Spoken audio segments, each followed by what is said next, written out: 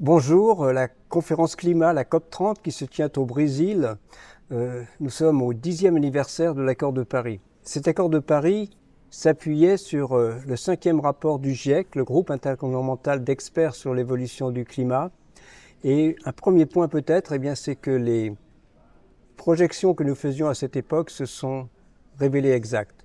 Le réchauffement s'est poursuivi avec l'année 2024 la plus chaude que nous ayons jamais connue à l'échelle planétaire.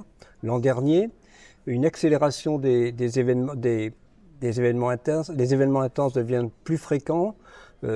Voilà, donc c'est le cas pour les inondations, pour les pluies importantes, pour les sécheresses à répétition, bien sûr pour les canicules dans tous les pays du monde, mais aussi pour les cyclones dans ceux qui y sont effectivement sujets. Et puis le niveau de la mer l'élévation du niveau de la mer est désormais de 4 mm, entre 4 et 5 mm chaque année. Il s'accélère et ça aussi c'était prévu.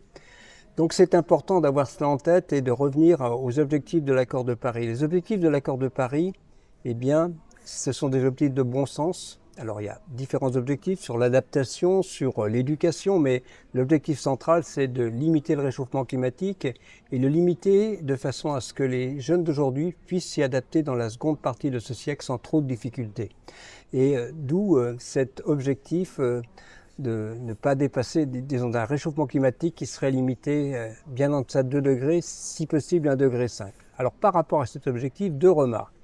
D'abord, quand on regarde l'accord de Paris il y a 10 ans, on insistait, on focalisait sur les 2 degrés et donc avec la nécessité d'atteindre neutralité carbone dans la deuxième partie de ce siècle. Voilà. Mais depuis la conférence de Glasgow, il y a eu un rapport sur ce que serait notre climat si on réussissait à le limiter à 1,5 degré. Ce serait tout simplement beaucoup plus facile pour les jeunes d'aujourd'hui de s'y adapter. Mais c'est aussi beaucoup plus exigeant. Il faudrait dans ce cas-là que la neutralité carbone, que l'effet de serre arrête d'augmenter dès 2050. Et cela, c'est un véritable défi parce que nous ne sommes pas du tout sur ce chemin. Alors, d'un côté, dans l'accord de Paris, il y a donc ces objectifs, de l'autre, il y a des engagements. Le problème de l'accord de Paris, c'est que les engagements sont, disons, les deux choses sont indépendantes et les engagements ne sont pas du tout en phase avec les objectifs. Et c'était déjà inscrit dans l'accord de Paris. Dans l'accord de Paris, même si les engagements pris par les pays étaient tenus, nous allions très clairement vers des réchauffements de 3 degrés.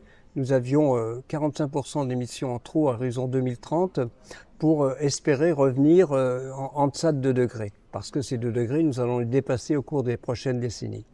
Alors ça, c'est au cœur, effectivement, de la conférence de Belém.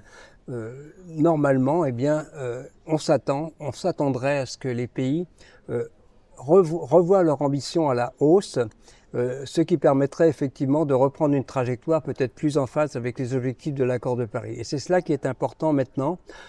Aujourd'hui, un mois avant cette COP, il n'y a qu'une trentaine ou une quarantaine de pays qui se sont engagés. Pas assez, par exemple, l'Europe n'a pas encore fait état de ses engagements. Voilà, et donc si on veut vraiment disons, cette COP30 de Belém, brésilienne, soit un succès, il faudrait un véritable sursaut en termes d'engagement des différents pays par rapport aux objectifs affichés il y a une dizaine d'années. Voilà, c'est vraiment mon souhait, c'est important pour les jeunes d'aujourd'hui. Il faut absolument que nous leur préservions un climat auquel ils puissent s'adapter.